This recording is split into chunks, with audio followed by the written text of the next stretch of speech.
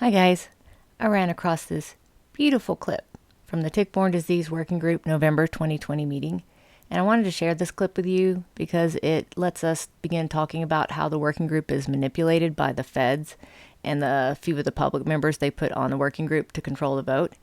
And before I shared that with you, I wanted to share a little bit about how the working group operates so that those that are not familiar with that will know how it works. How the working group operates. Well, it was created under the Cures Act of December 2016. It authorizes the HHS Secretary to establish a tick-borne disease working group to serve as a federal advisory committee. The working group is to consist of federal and public members with diverse disciplines and views pertaining to tick-borne diseases.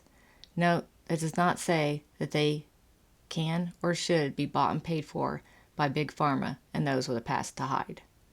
Every 2 years, the working group is to provide a report to Congress and the HHS Secretary on its findings and recommendations.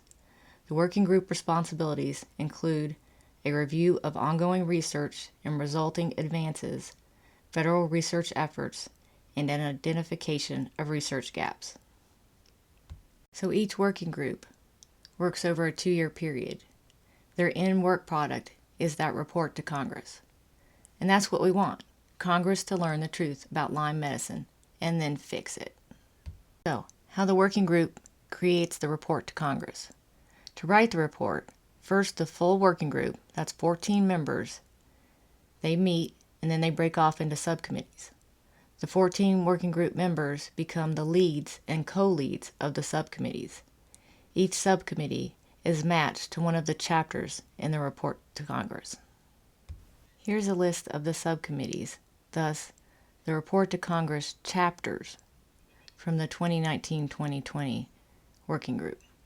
So you have alpha-gal, clinical aspects of Lyme disease, pathogenesis, tick biology, ecology, and control, training, education, access to care, and reimbursement, and some others. So each of those end up being a subcommittee, and then those match a chapter for the report to Congress. So after the 14 members meet that first time, they pick which subcommittees they want to be on, and then they break off, and the subcommittees go and do their work. So the subcommittee leads and co-leads, they meet with a subcommittee group they create. So they invite people from outside of the working group to be on their subcommittee. Then, first the subcommittees formulate recommendations for their chapter and their topic, and then they write a subcommittee report. Then all the 14 members meet again, and they choose, edit, and alter the recommendations that come from all those subcommittees, and they get to vote on what to keep and what to exclude. After the full 14-member group gets together and chooses which recommendations to keep from each of the subcommittees, then the subcommittees go back to work on their own. This time, the subcommittees are tasked with writing their chapter for that working group's report to Congress.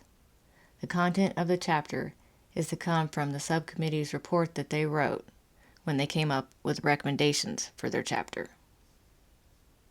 After the subcommittees write their chapters, the full working group, all 14 members, get back together again, and they suggest edits and vote on what edits and what content to keep or exclude in the chapter content.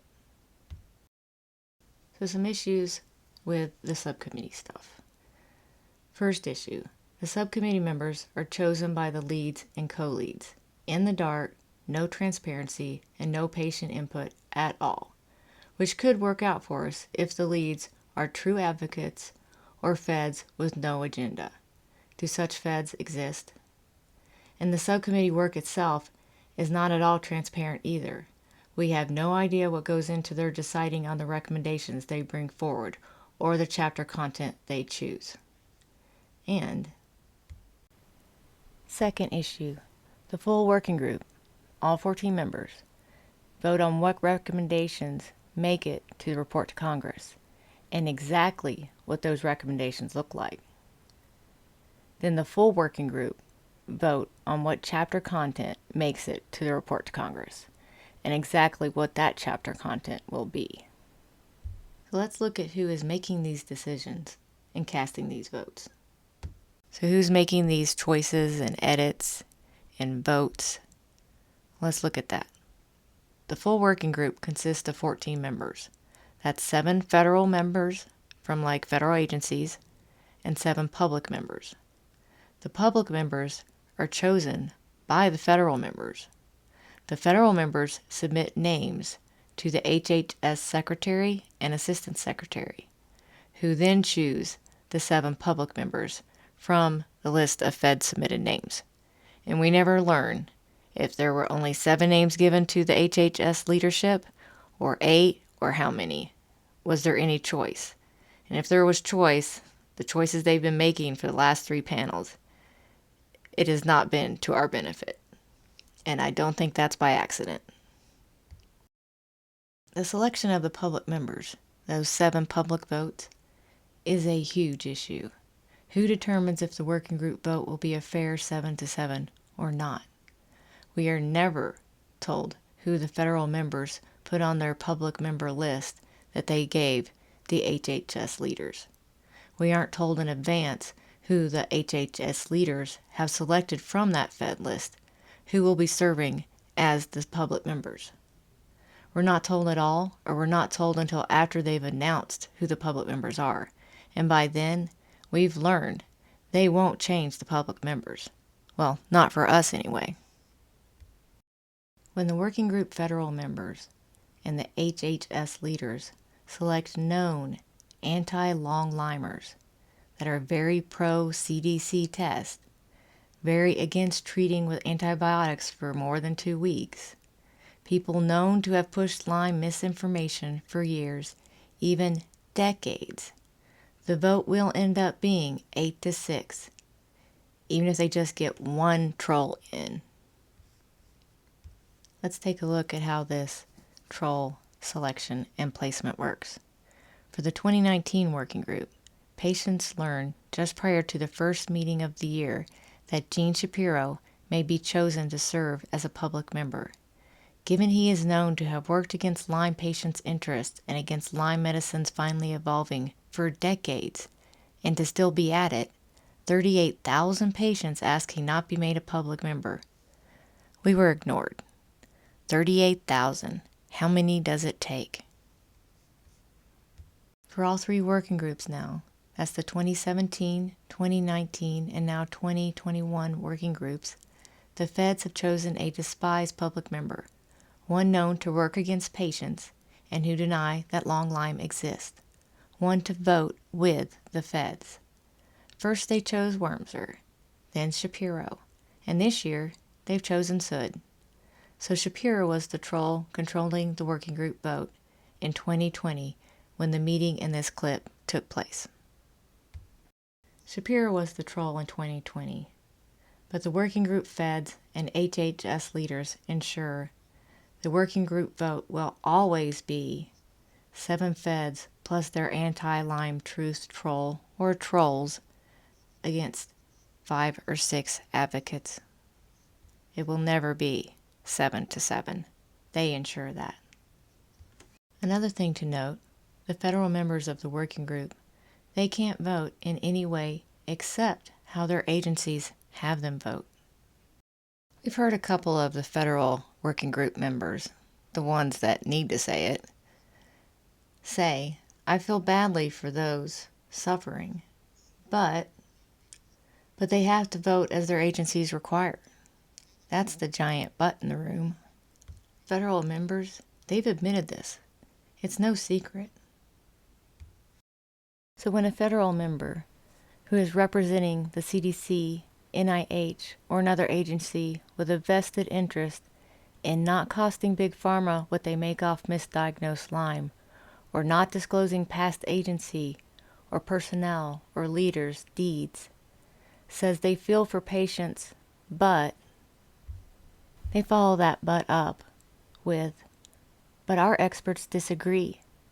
Their research shows there is no evidence that Lyme is persistent.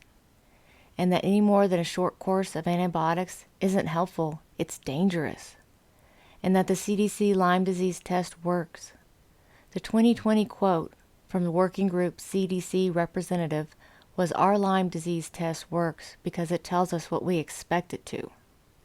Well, yes, we all expect it, the false negatives from the CDC Lyme test.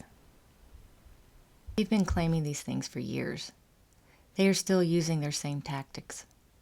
Blame a non-existent colleague, cite crap studies that they fund, and hold up all Lyme medicine progress until their science is proven false, while they prevent it from being proven false. All the Lyme studies require test subjects have a positive CDC Lyme test, when those actually sick from Lyme don't test positive on the 71% false negative, at best, CDC test.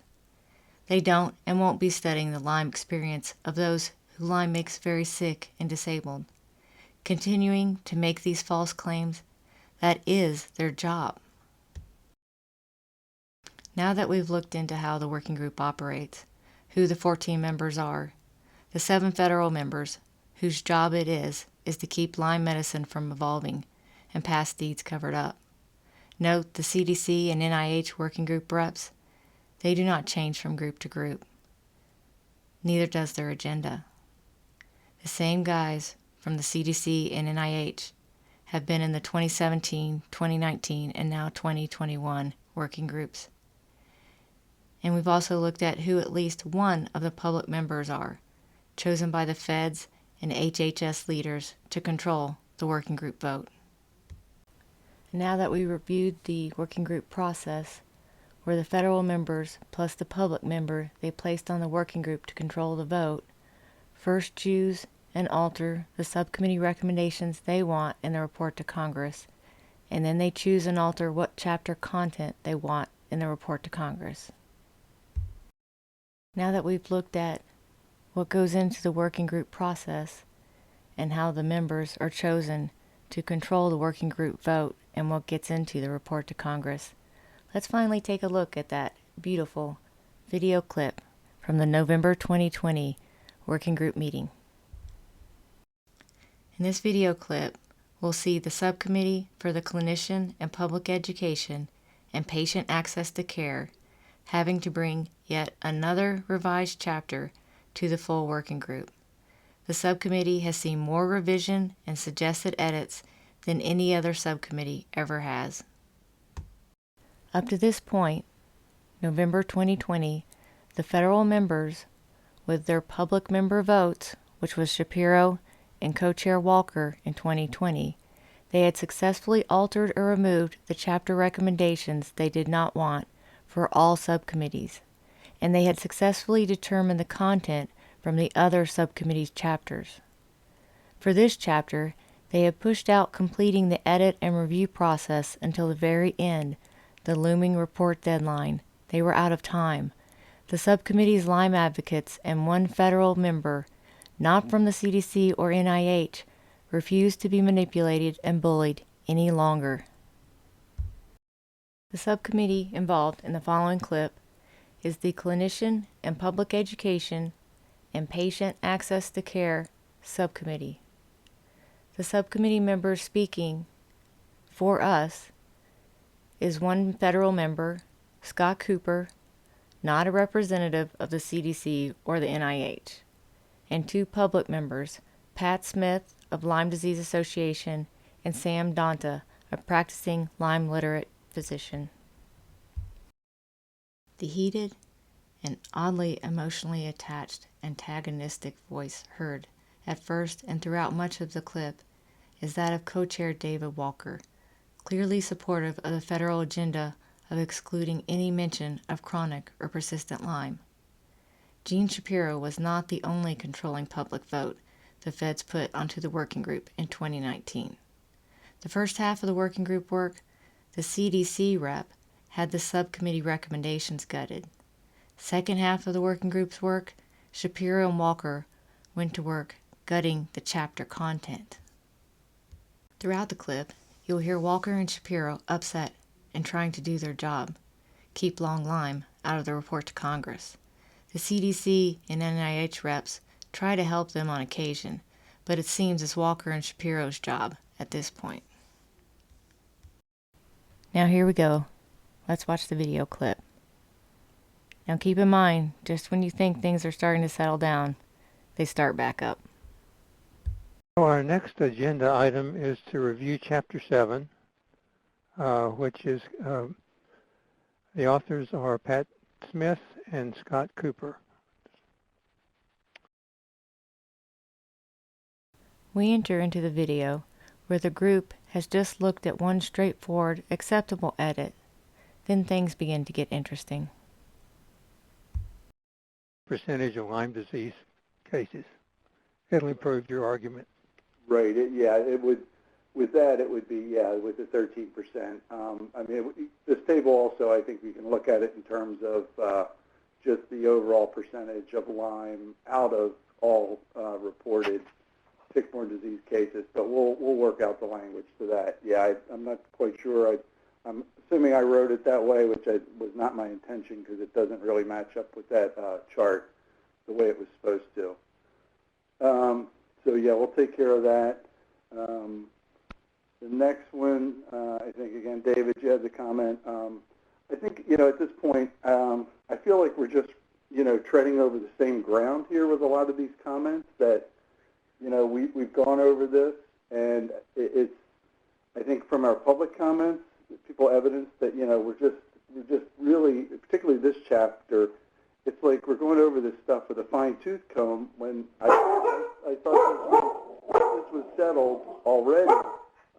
We either didn't have votes or we had votes on things with regard to language, so I'm not quite sure what to do with the bulk of these comments in this chapter because they're just the same comments over and over again, and I thought we had reached consensus on this. So, well, the fact that this has nothing to do with the recommendations hasn't really been addressed. Well, it does. I'm sorry for the dogs in the background. They've been quiet all morning until this point. They do have to do with the recommendations, and I think we've talked about this endlessly. And the fact is that this is really getting embarrassing, I think, for the work group. The number of comments on this, and just, on one meeting, it's one sentence in a section, and we kind of get to a point, and now we've had another sentence, and it's the whole paragraph. I meant the whole paragraph. The whole paragraph point is has to do with things that you all want to put into a chapter that don't belong in this chapter. Well, I mean, I'm getting the feeling that there are members of the working group that just don't want this chapter at all in here, because I mean, it really has been. It's like an assault on this chapter that's been ongoing, and it's been a waste of time. It's not effective. It really doesn't promote consensus. And you've taken the advantage of being authors of a chapter to launch into topics that have nothing to do with the chapter that you won't want to put into the report that really has nothing to do with supporting the recommendations of the chapter. David, they do support the recommendations. Plus, as Jim noted with the charter of the working group, one of the things is affordable access to for patients to care that restores health. That's in the charter. So, you all needed to get that into recommendations, and I hope that you will do it in the 2022 report, because you have not done it effectively at all, anything to do with access to care and the recommendations of this chapter. You're welcome to do a minority response to this. Well, that's why I'm telling you this, because there will be. There is a vote, then you can do a minority response if you're in the minority for the vote. But we haven't had votes on some of these things. So, I think to go through each of these comments, for the most part, the only valid and reasonable comment was that one we just talked about the numbers. I really don't think there's anything else in here that there might be one other comment, but these are just the same comments over and over again. Well, let's go through them. That's what we're supposed to be doing today. No, I don't think so, David. We've done this now for many hours, hours and hours and hours and hours, more than probably the rest of the working group reports put together. And we've addressed this. We've addressed these comments that don't have any real specific, asks and so on and so forth, just to remove. It doesn't support this. That's been all the way through. I don't think that we need to go any further. I think we've done our part, and we're willing to move along because we don't feel that we need to discuss this any longer. You're wrong, Pat. Old ground. You have not addressed these issues. And if we would just go through them, I would appreciate it. And that is exactly what this hour is set aside to do. And Jim Berger, would you please weigh in about our protocol for what our agenda is today? Well, wait a minute. Before you do that, I would go to the protocol of last meeting's agenda, which what you did was you went back and you voted on things that weren't supposed to, reports that were not scheduled to be voted on. You took up all that time, and then you got to our report and you cut it off. And the reason you cut it off... Last time you spent 2.5 hours talking about minority reports, and when in fact everyone agreed about it. You had a right to put minority reports in, other people did, but you took 2.5 hours to delay our moving through the meeting, and that's what was taking all the time up last meeting. Excuse me, but that was not my issue. That issue, because you worked behind the scenes to change protocols, and then you did not want that brought up in public. And I brought it up in public, and I'm very happy that I did. And you could have... Your accusation that I've done anything behind the scenes is completely wrong. I did not. Comments in last time. You didn't. They weren't there for the last meeting. So we don't need to go over them. They're the same comments as always. The same thing. We need to move ahead. We do not need to beat a dead horse, if you'll pardon me, and that's what's happening here. Every meeting, time and time again. You're trying to brush over this chapter and railroad it through without listening to the critiques, and that's wrong.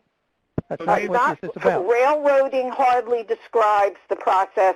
I would be happy to have people compile the numbers of hours that we have in the transcripts, which people have taken down to show how much was done with our chapter compared to others, and what stringent, very stringent criteria we were held, including all of our citations compared to some of the other stuff that was put into other chapters that nobody looked at or talked about until I noted it, or maybe one other person noted some of those. And so this chapter is the outlier in going off the deep end of topics that are unrelated. That's the reason it's been under discussion. Can we get so Dennis here. Comments? I'd like to make a comment at this point. This is Dennis Dixon.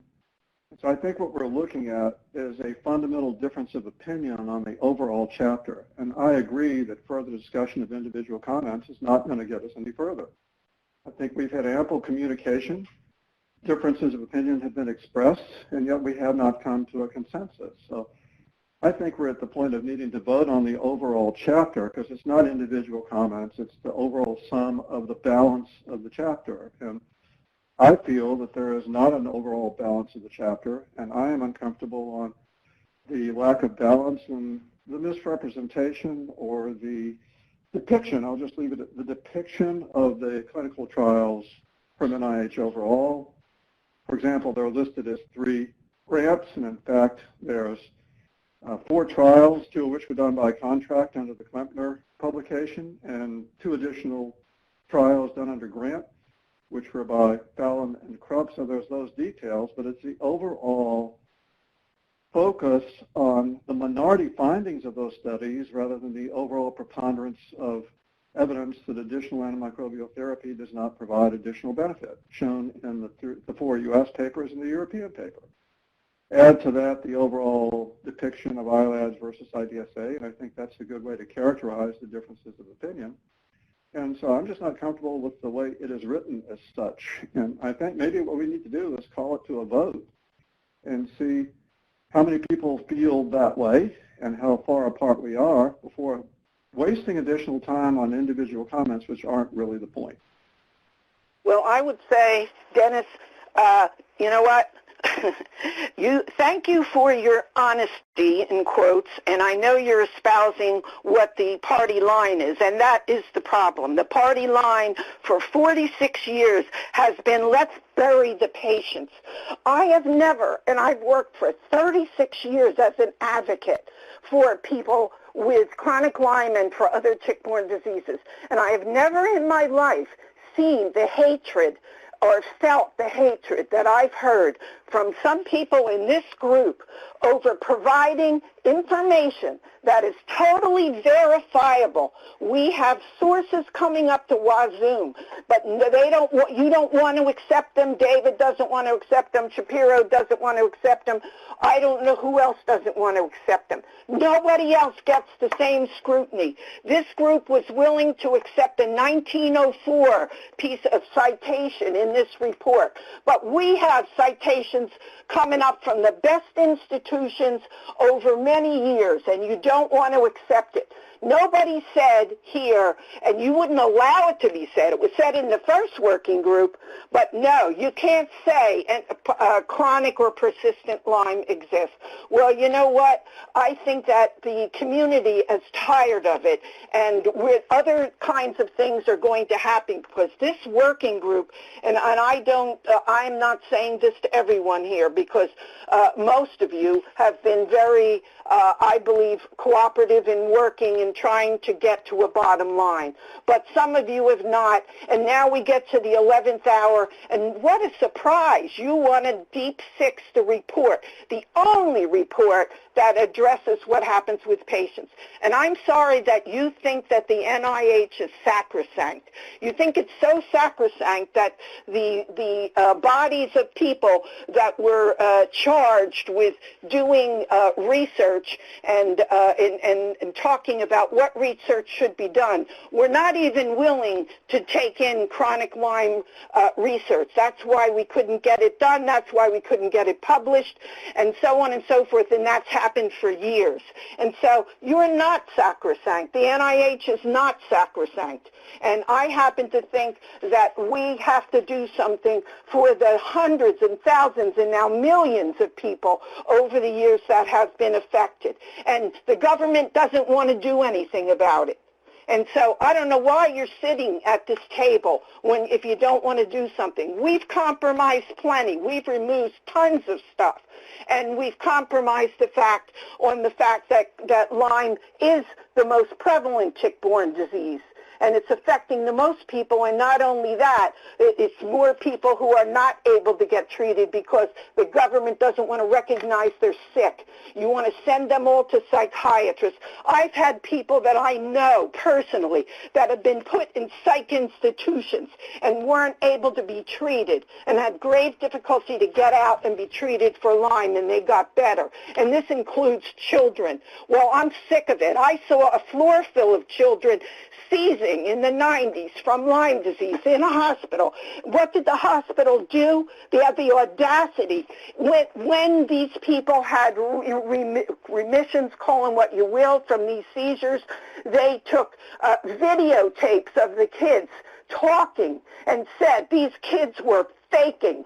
This is a tragedy that has gone on too long, and somebody has to do something. I had high hopes that this group was going to be able to do something, and I am disappointed. I shouldn't be, because my hopes shouldn't have been that high. That's it. Pat, I agree with you that we need to do something for these people who are suffering, and that's why I'm so firmly committed to the research section, and how we need to explore and understand better the pathogenesis and suffering of the individual so that we can intervene with the most appropriate methods in a scientifically rigorous fashion. You had 40 years to do the pathogenesis and get it solved. Let's look at COVID. Let's see what was done in the 9 months' time, and I'm speaking as a mother of two with COVID. And so look what has been done just in that time period. You had 46 years. And what did you do? You covered up a disease. I remember it from the 80s, from the 90s. You tried to cover it up as a disease. You tried to cover it up as a spread. Then you went and tried to cover up Babesia and where it was. And it isn't just CDC. It's NIH, too. And it's about time somebody stood up and said, yes, we have to do something that's going to directly impact on getting help for these people that are so desperately ill. I had a daughter for 3 years. We're trying to uncover, not cover, we're trying to uncover the mechanisms of pathogenesis to understand the basic translational and clinical means to address that. Oh, yeah, and you didn't have time enough or money enough.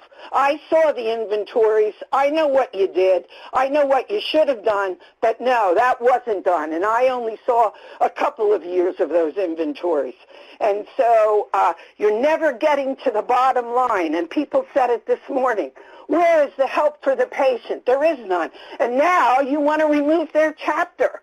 Well, go ahead. I'm going to tell you what.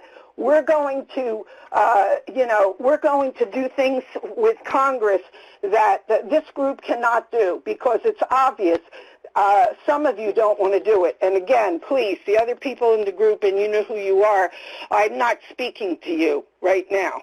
I'm speaking to these people who have prevented this from moving forward. It's just unbelievable to me how a few pages of a chapter have been so attacked.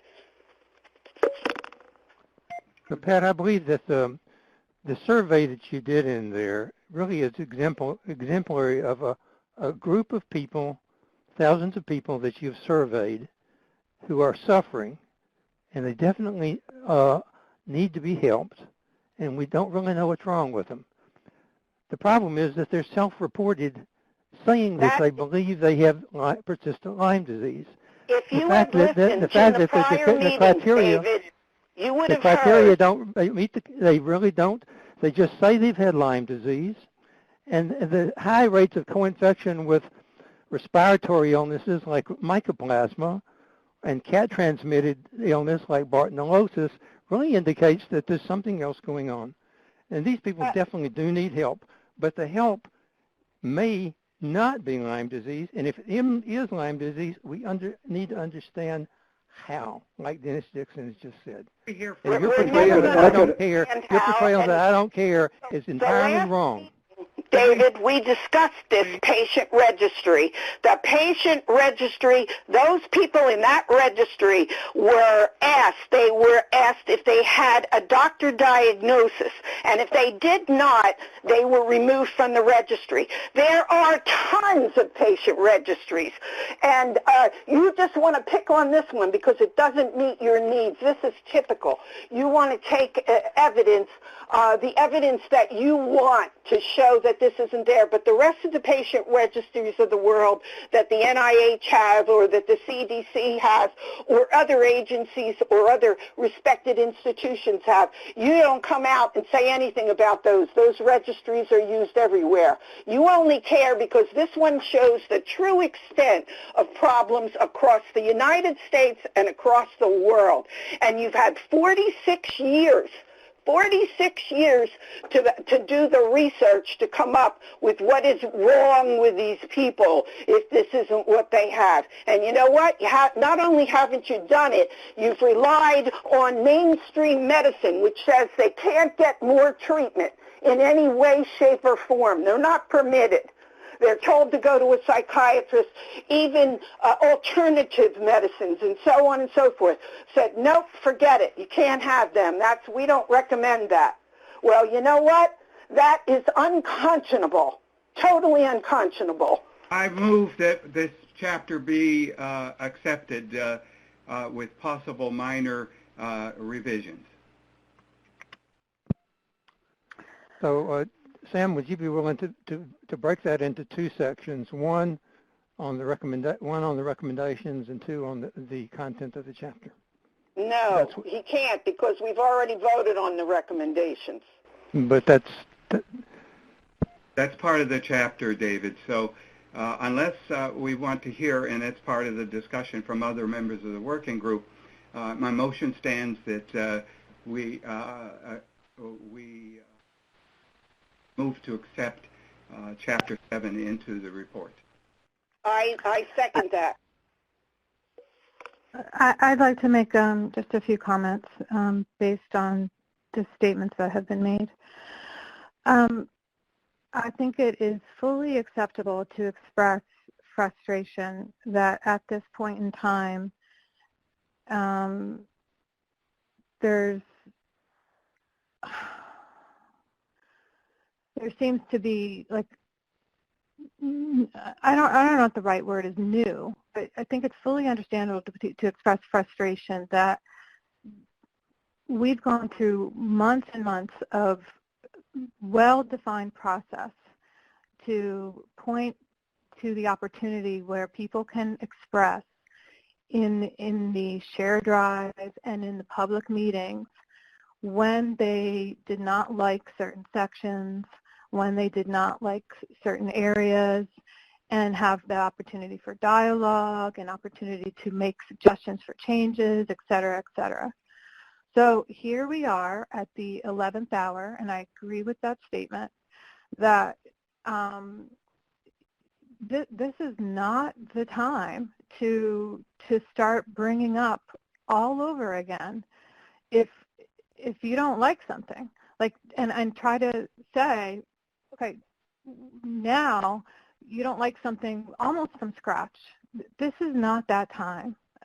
We are coming together as a group and trying to bring it to a close for the goal as a group, not our individual desires. Because believe me, there's a lot of things in here individually I do not care for.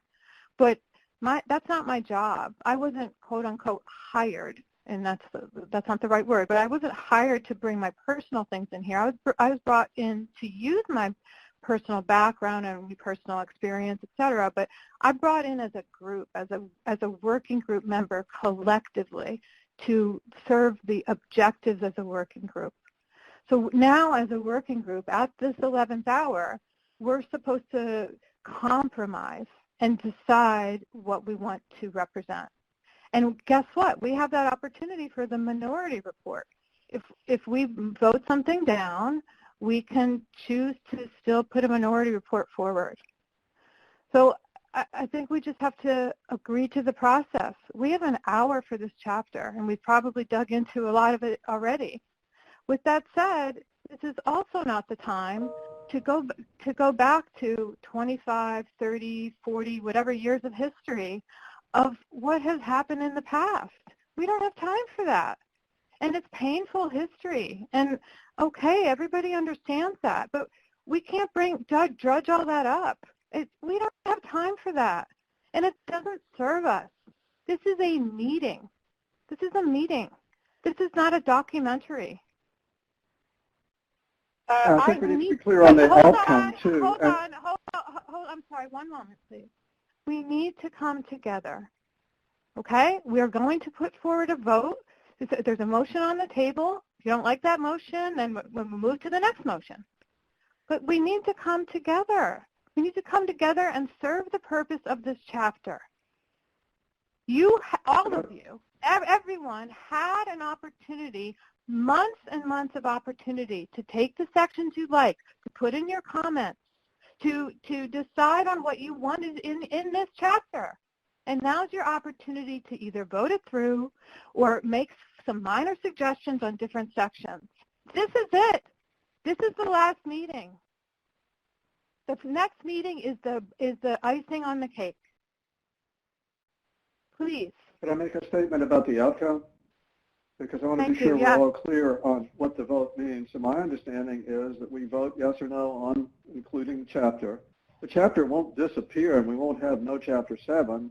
It'll depend on the vote. If there's a minority of opposition to the chapter, it will stand and minority reports will appear. If there's a majority of opinion not to have the chapter in its present form, then a replacement form, I assume, would have to be put in place. And if people don't like the replacement form, a minority report would appear then. I don't think it just goes away. And I see that as a way to recognize that there is polarization on the overall expression of the content, And that itself is meaningful. And I've heard before, even you, Pat, who had said it's okay to disagree on something, you just need to state your position. And that is correct. And I would certainly be very happy that we proceed on this vote. And quite frankly, if it goes down, you know, I would love to be able to present to Congress how this working group voted against a chapter, the one on the patients, and the one that the patients had the input into and had it well crafted, well done, and spent hours of discussion on. So I would be very happy to do that, and we'll do that if that's what happens. So yes, let's move on and let's get the vote going. Sam here. I'd like to encourage the group to actually vote in favor of including this chapter with its current contents, and then have a minority report point out the various points of difference. To do it the other way is going to be a little bit more difficult as I see it. That is, as Dennis said, we'd have to replace the chapter somehow. And that's like we don't really have, that isn't important to just say we don't have the time. That is part of it. But I think it would be best to go ahead and vote the chapter and go ahead and supply a report that, to me, if we want to focus on one or two comments that is other than wordsmith, that is valuable, I'm happy to do that. But to echo Leanne, we don't need to revisit everything that has gone on before. Let's just move on, and hopefully the rest of the working group can either chime in during the discussion or let's vote. Thank you. I do need, I'm sorry, I need clarity. I apologize. I need clarity on Dennis's statement because this is the first time I'm ever hearing that. It does affect this motion on the table. Dennis, if you could please restate what you said. I've never heard that before, and if it's new to me, I'm sure it might be new to others. If you could just clarify what you said, that would be helpful. Just please reiterate it. Thank you. Sure. First of all, I'm stating my assumptions. I don't know these to be the facts. It just seems to me this is the way this has been progressing all along. When you have votes yes or no, then you proceed from that point. So if the vote is to reject the chapter, I don't think it disappears. I think it means we don't like its current form. And then there would be someone would have to rewrite the whole chapter or write it in a way that is acceptable to the majority. And if the majority vote is and if that happens, if people don't like the new version, there would be a minority report as to why that's not acceptable. And conversely, if the vote is to retain it as Sam has proposed, then those that don't like it that way would vote against it, and the opinions would be expressed in the minority report. So I heard Pat's concern, rightly so, about there's lots of good, valuable information in the chapter. I think the point is whether or not you think there's an overall balance, and if you think there's a significant problem with lack of overall balance. In that case, Sam, I think it's hard to ask those of us who feel that way to vote to accept it in its present form. But does that answer your question? I mixed a lot of concepts together, so I think that an option isn't no chapter 7 at all. I don't think that's a possible outcome. Is that correct, Jim Berger or Kay Haynes or Jennifer or anyone else? Dennis, that is correct. This is Jim Berger. So this is, I have another question. I would like to say something about the fact that these comments that are put in here were put in here by David. They're the same comments that have been put in there before. And he did not put in there, and we were scheduled on the agenda last month in the last meeting, and he didn't put these comments in there. So therefore, he cannot go back now and put these comments in and expect that we need to address them. We've addressed these effectively 1,000 times over, and there was no reason for them to be put in here. It was on last time's agenda, and it was pushed, in my opinion, to the end, as it always was, so that we could be sacrificed and move again and again until now we're at the critical point.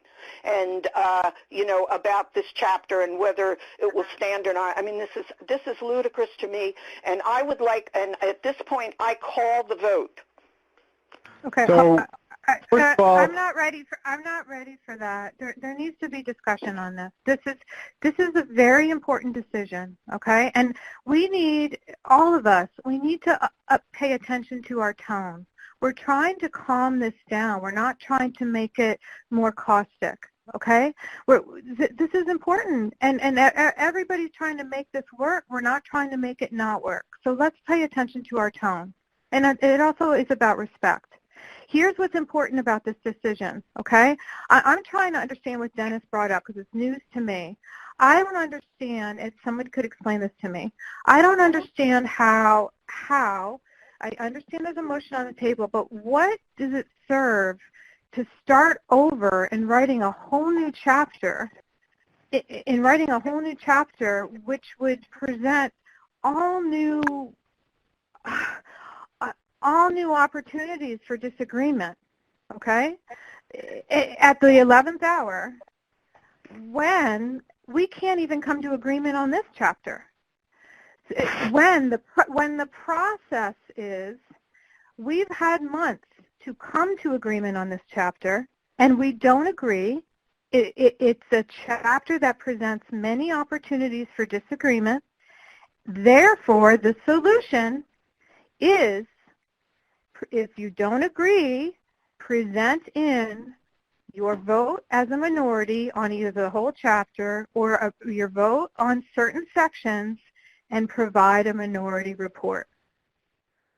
That's not what we have on the floor. The motion on the floor is to accept the chapter. We'll fix the first comment because that was legitimate. It was confusing, and we will fix that comment. These other comments should have been done at the last, been put on before the last meeting. They were not. That's what I'm saying. And wait a minute, excuse me. And as far as tone and respect, you have got to be kidding. Let me tell you, you have got to be kidding. After all the things I have heard and seen, how some people have reacted to patients, to our sick patients. They are the ones that deserve to have the respect. And they have not gotten it. And so, therefore, we have a motion on the floor. I called the vote. Well, first of all, the motion hasn't been seconded. Secondly, I have a question. Could somebody please clarify what the requirement is for a minority report? Does one have to reject the chapter? Can one accept the chapter but object to specific to content? And how does that happen? Because it sounds like we've only had motions to accept or reject the chapter. So, Jim, can you clarify what needs to happen to have a minority report included, please? Okay, it's my understanding that for a minority response, there can be either a rejection of the chapter or a rejection of the comments. Okay, thank you. But that has to be in response to a vote. That has to be a vote on particular sections, and that has not been done. And therefore, right now, we have a motion on the floor to accept or reject the chapter. So if someone votes not to accept that chapter, well, then they can do a minority report. But there's nothing right now about any kinds of sections. And so we have a motion. Sam motioned, and I seconded it. And I would add to what Pat is saying and what Jim said. When it comes down to a vote on an entire chapter, then the dissenting opinion that's written, everything in the chapter is fair game. If we're voting on a specific part, then the dissenting opinion can only talk about that particular. But in this case, we're voting on the whole chapter. So to Jean's question, Jean, a dissenting opinion could be on anything.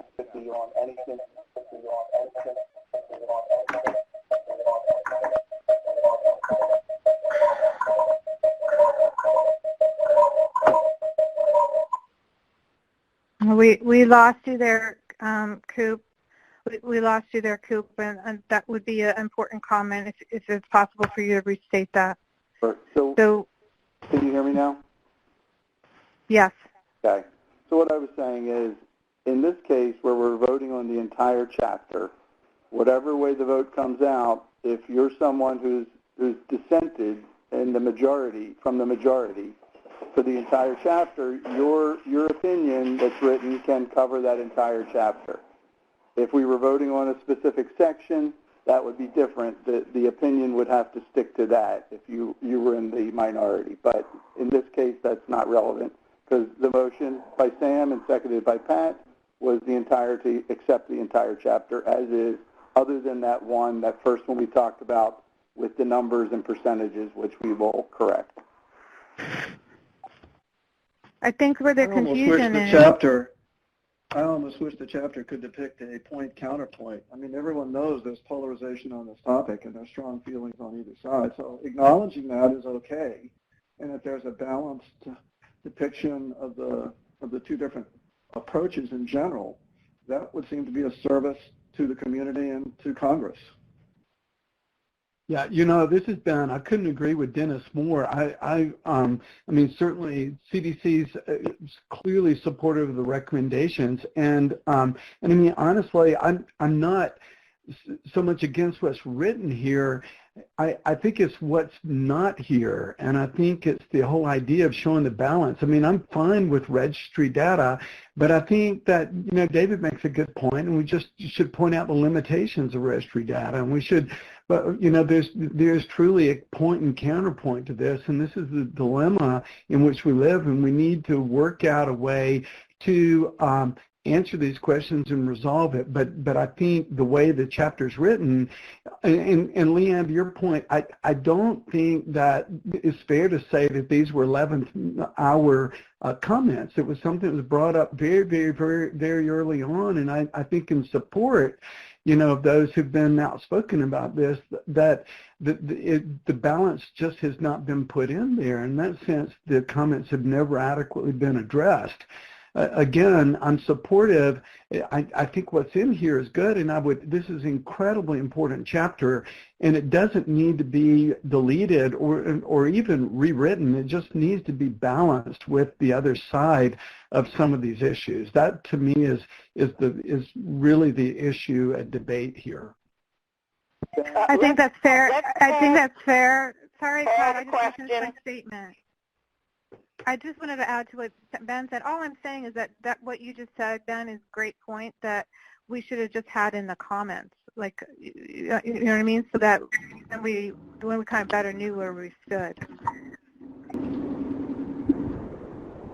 So I think that one of the is that criticisms or comments were made without offering an alternative to what was already written. And now we stand here at the 11th hour, Ben. I think that these comments, this chapter has been this way for a long, long time. And it's okay for us as members of the group to question or provide a comment, but wouldn't it be more helpful to have also added, then I would like to see it phrased this way for better balance. But now, how are we going to do that? We're going to delay this yet again to find a better balance until December 2nd or have another interim meeting of some sort? I think we're stuck here. Yeah, thank you, Sam, and thank you, Ben. I will say, but in defense of what Pat and I have done throughout this process, I feel like we've acted in good faith to address the comments that we've gotten, all of them, unless they were just criticisms without any constructive part to it. As Sam was saying, there was nothing offered, and I will say this last round, the preponderance here is just the comment, this is irrelevant, and with nothing to offer. So I need that, if that needs to be pointed out, particularly to the public listening in, because they might not be able to see these comments, and just we're not going to go through each one. A lot of them are just that. And we've gotten those in the past.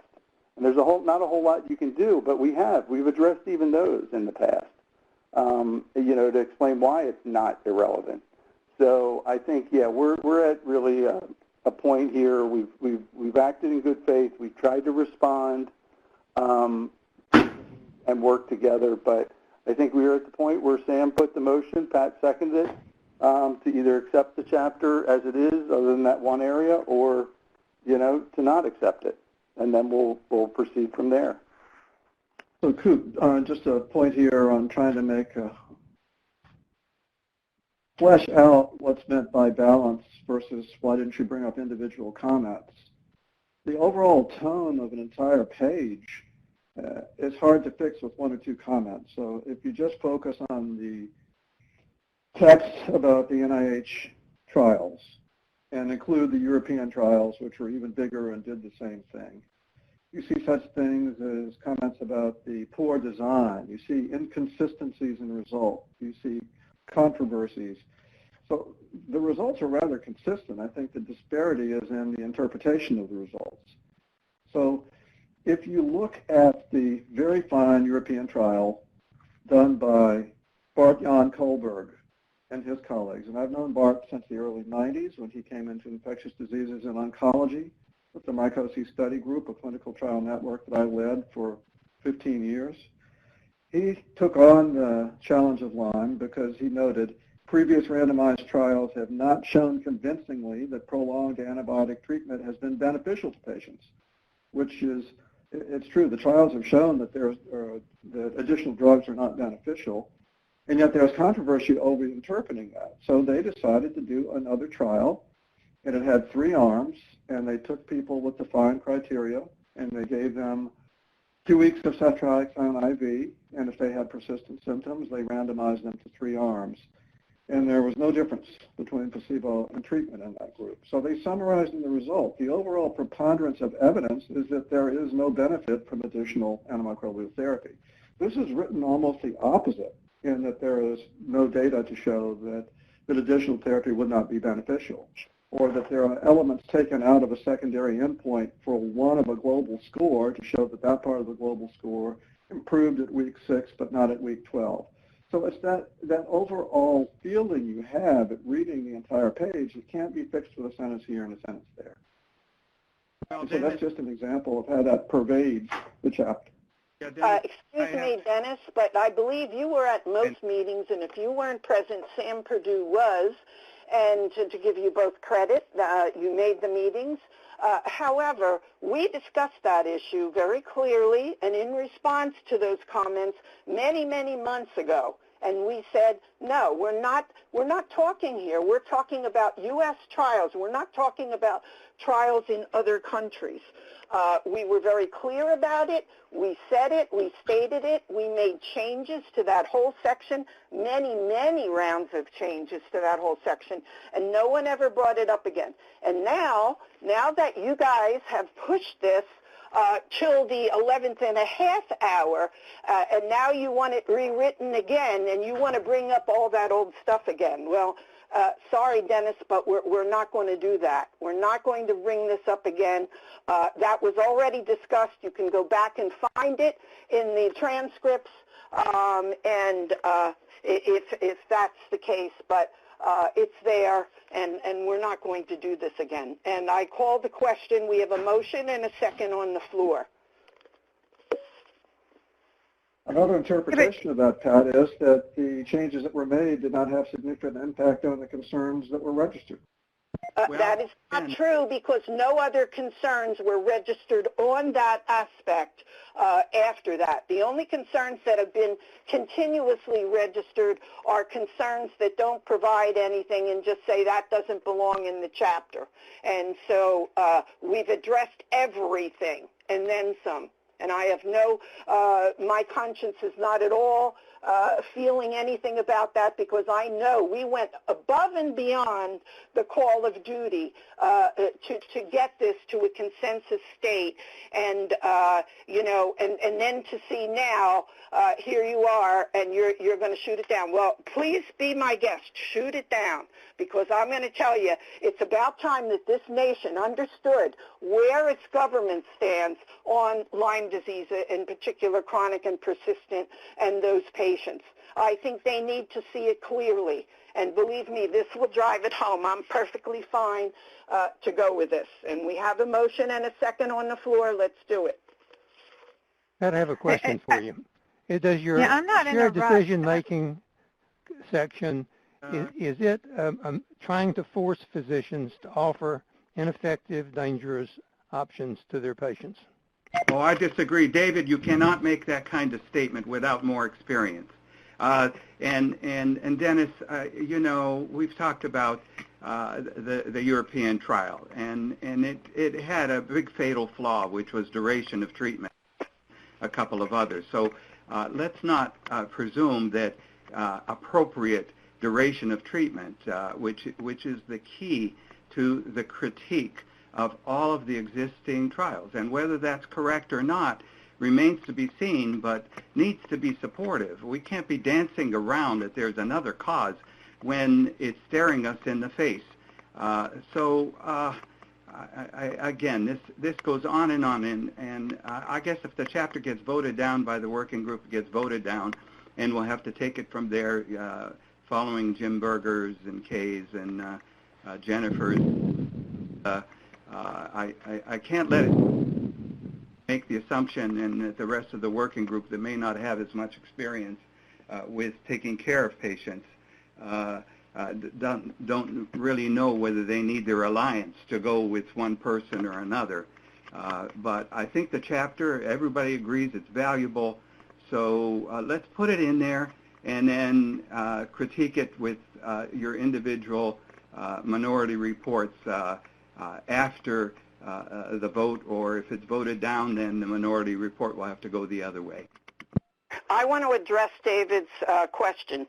And David, here's my response. First of all, it's not my judgment. I'm not a physician. I've never pretended to be one. However, I can read, and I can also assess information that's provided by the tens and tens of thousands of patients and physicians across the country. And I can look at ILADS guidelines, which were the IOM approved the way the ILADS guidelines were developed. They were the last ones on the National Guidelines Clearinghouse, as a matter of fact, before the government defunded the clearinghouse. And so those guidelines stand up. They give the doctor the right to make a clinical decision based on what they see, and also based on the kinds of testing that they do, and considerations of the background and the patient's history, and you know, the differential diagnoses, et cetera, et cetera. And so I agree with that. I agree with that, Jean. I agree with that, Pat.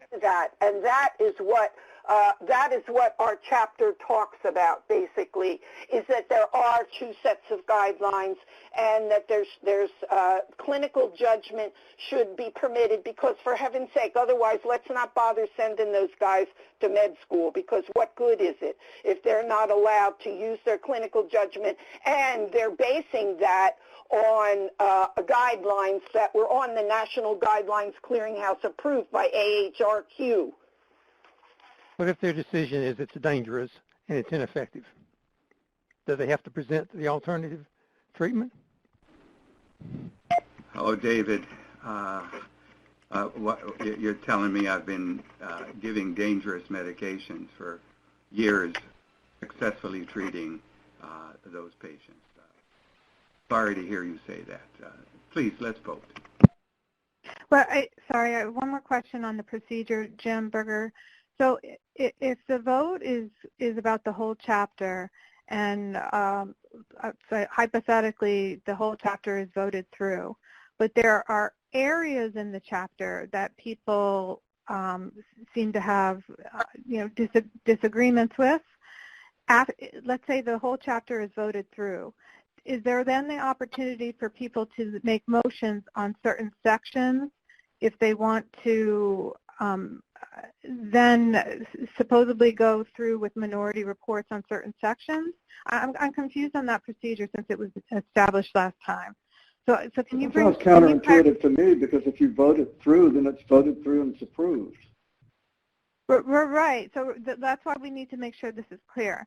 So last meeting, the new procedure was established. It was new, that in order to write a minority report, you have to be in the minority on the chapter itself or on a section. So that's why I'm making sure this is clear. If the chapter is actually voted through, then how are minority reports allowed if the whole chapter is voted through and you per se wanted to still provide a minority report on a certain section? Leanne, this is Jim. For clarification, the individual would have had to vote no on the chapter for them to provide a minority response. If they voted yes on the chapter, they have no reason then to provide a minority response. So you have to vote no. I would imagine the reason for no could be specified in the minority report, so it's clear it's not on everything, but it's on a particular element of the. Exactly. Okay, so thank you, Jim. So you have to vote no, even if you agree with 99% of the report, but there's one thing that you really feel passionate about. You have to vote no in order to provide a minority report. On the chapter, that's correct. Well, that's what we did last time?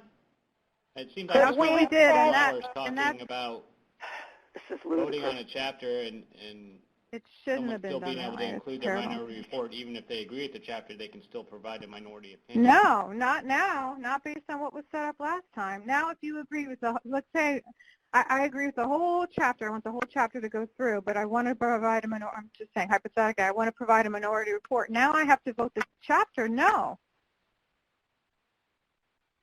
Based on what you put, that's terrible. Could we call the vote, please? We've had ample time for discussion. There's nothing new being said. We have a motion on the floor. I just want to make sure, Pat, everyone understands how that procedure works. Well, I think if they don't understand it now, it's because they don't want to. That's not true. It's confusing. Has it been said here? About 500 at least. I'm sorry. I don't mean to be rude about this, but, we need to move on, and we have a motion, and people need to express themselves one way or the other, and that's what this is about. Well, I just wish we could address sections of this and not the whole thing because, it's just throwing the baby out with the bathwater.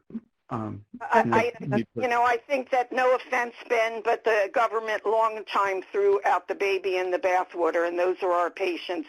You threw them out, you left them there, and this, to me, is just stomping all over them.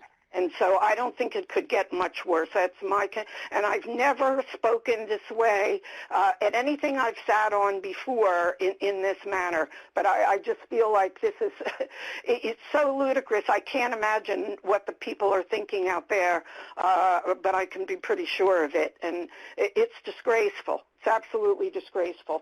So let's get it over with. If you're going to cut us out, then let's get cut out. Is it possible? Pat, I'd just like to go on record making a statement that what I think is the most profound finding from the Klimpner trial, seropositive and seronegative, is the documentation through quantifiable criteria that the patients who met the eligibility for post-treatment Lyme disease syndrome were, in fact, ill to the level of someone with congestive heart failure, which is beyond the level of myocardial infarction. So that was proof that the individuals are indeed ill and need to be addressed, and they need to be understood in order to manage them properly. So I don't think we disagree in needing to help the patients. Is it appropriate to offer an amendment here to and try and say we approve the chapter with the exception of certain comments, areas that need to be addressed? Is that possible to do that? I think we've proven it isn't today. I would be supportive of that. I would be very supportive of that because I don't like the procedure that was established on the minority reports, which means you have to vote down the whole chapter in order to have some adjustments in certain content. I think that's terrible. Leanne, I just wanted to say, that's not necessarily, I mean, that's the procedure, but the thing is, there were opportunities earlier to not get to this point.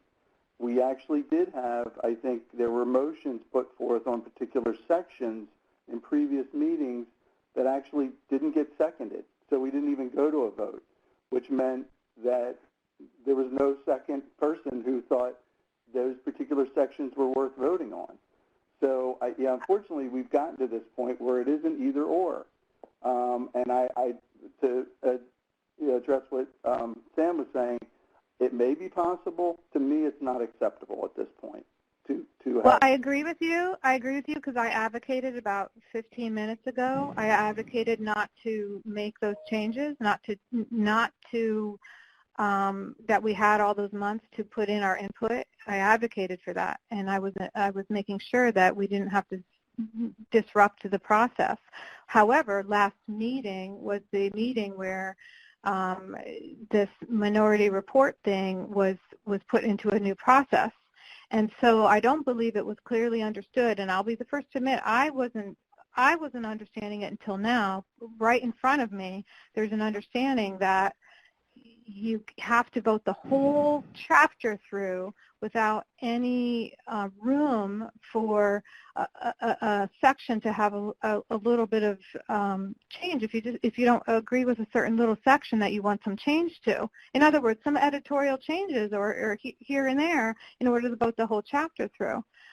I'm not comfortable with that because I think personally, I'm just going on record, I think it's a very important and very good chapter, and I would like to vote it through.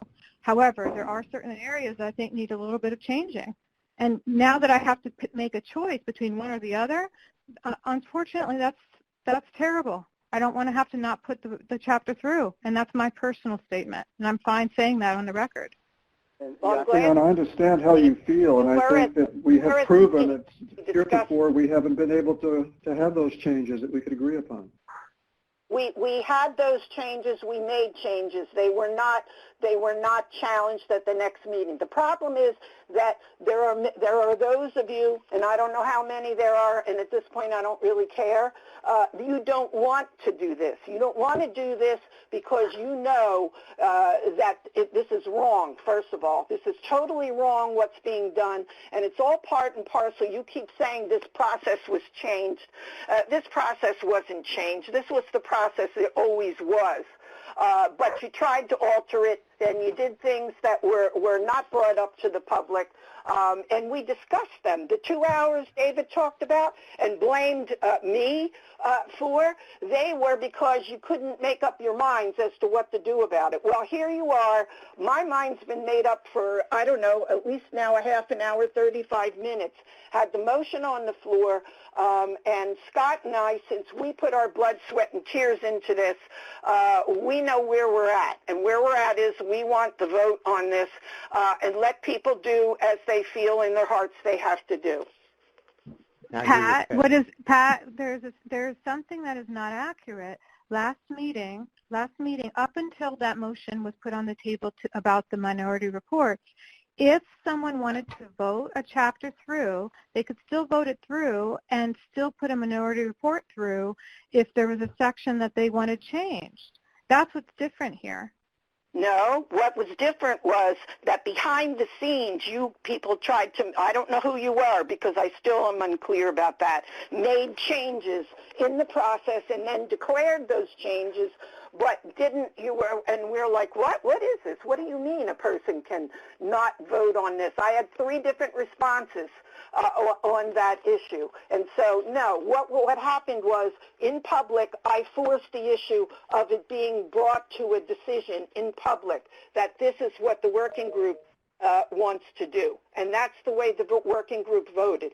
And for you to say that you didn't understand, well, I'm sorry. If after 2.5 or 2 hours, whatever it was, of that discussion you didn't understand, I don't know why you understand now after maybe 45 minutes of discussion. But the point is, we want to move forward, and that's where we're at. And Scott and I think, are in total agreement with that. And we're not going to go back and redo this. We're not going to go back on these comments that are comments with no substance and have already been litigated. This is like relitigation all the time, every meeting. And we're not going to do it with one meeting, which you were also very clear to tell us, which we, the working group, never heard, that the next one is just simply going to be an administrative meeting, because we don't hear these things. You meet behind the scenes, and you don't tell us about your Monday meetings and what they entail. And so we don't have any way of knowing what's coming down the pike next. So let's not make it out here like there were changes that were made that were not valid. So there's a motion and a second on the floor. Let's call the question. Leanne, we can deal with this after the vote somehow. So let's vote. I think we need to vote. And David Walker can run through the list. Okay. Beto? So just to be clear, if I say I approve, I approve the chapter, right? With the caveat that it can be. Then you right? do not get to write a minority report. That's correct. Approve. Okay. Angel? Hi, I also approve. I'm in support of folks being able to write a minority report, but that is not something that I will be doing. So again, approve. Okay. Ben? Yeah, I can't approve it as it's curtain written. It's sad because I like what's there, but more, it needs to be balanced. So if I'm forced to vote yes or no, at this point, representing CDC, I have to vote against it. Okay. Scott Commons? I vote to approve. Dennis Dixon? I vote not to approve. Same rationale as that. Okay. Sam Donta? Approve. Todd Myers?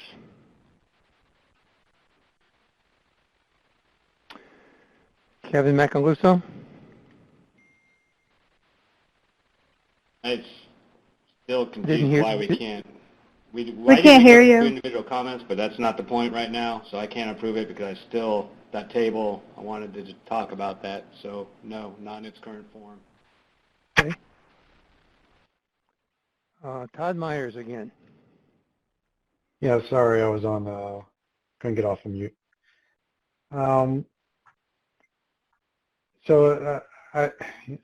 This is difficult because you have to prove the whole thing or not, and that's just parts.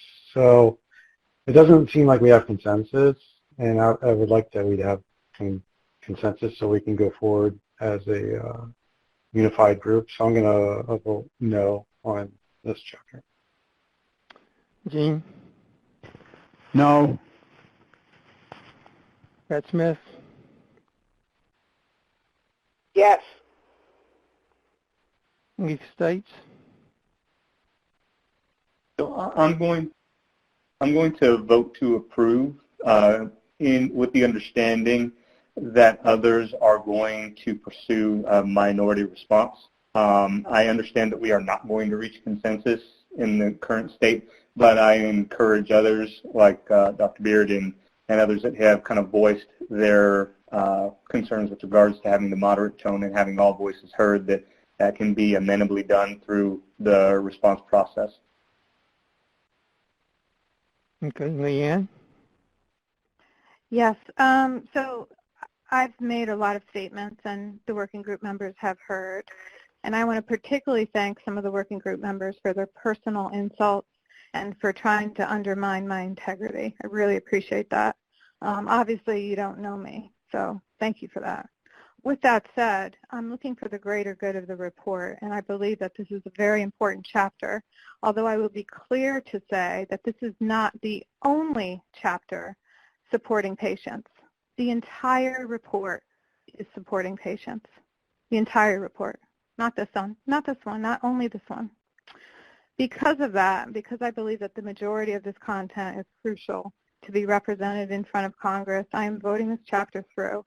Although there are sections in here that I do not believe are properly written completely, and I'm asking my other working group members, because I support you and I support your position, to please write the minority report. Thank you. Pat Cooper?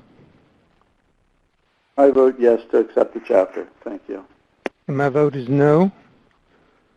We have 1, 2, 3, 4, 5, 6, 7, 8 votes yes, and 1, 2, 3, 4, 5, 6 votes no. So the chapter goes through.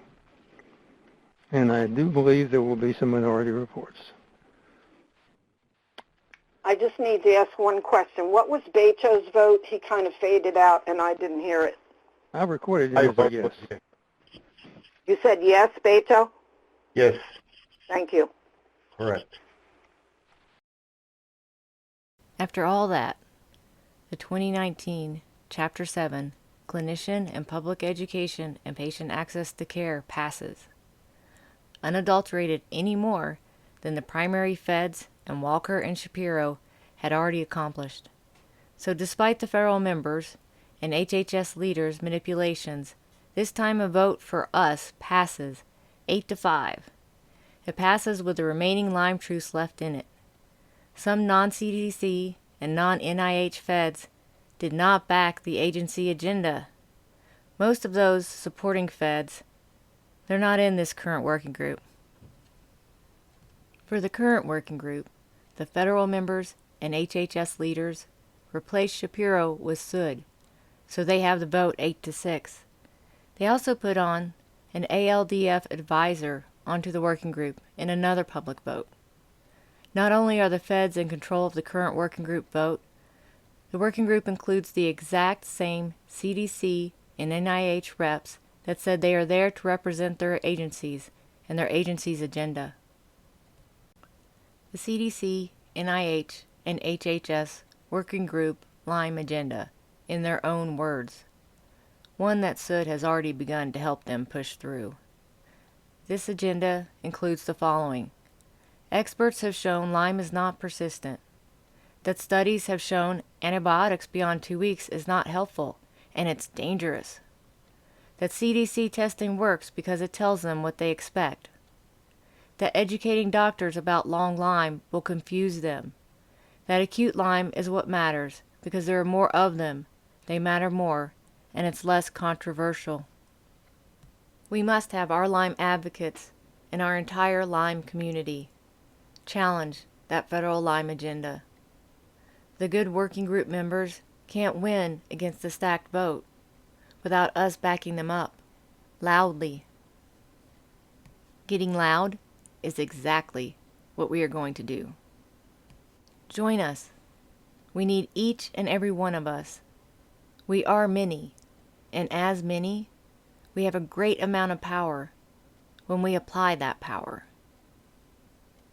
In our next Lyme Revolution video, we will discuss the CDC, NIH, and HHS Working Group Lyme Agenda and manipulations of Lyme medicine in the Lyme arena. The video will be released on the Lyme Revolution Facebook group and soon the LymeRevolution.com. Till our website is up, join the Lyme Revolution on Facebook, and on Twitter, join us by searching for Andrea Jackson Lyme to find our network of Lyme survivors active in disclosing the truth and calling out the Feds in front of their audience. Thank you, Lyme peeps. See you out there in our good fight. Everything we have been hoping for, it's so happening. We will be seeing to that.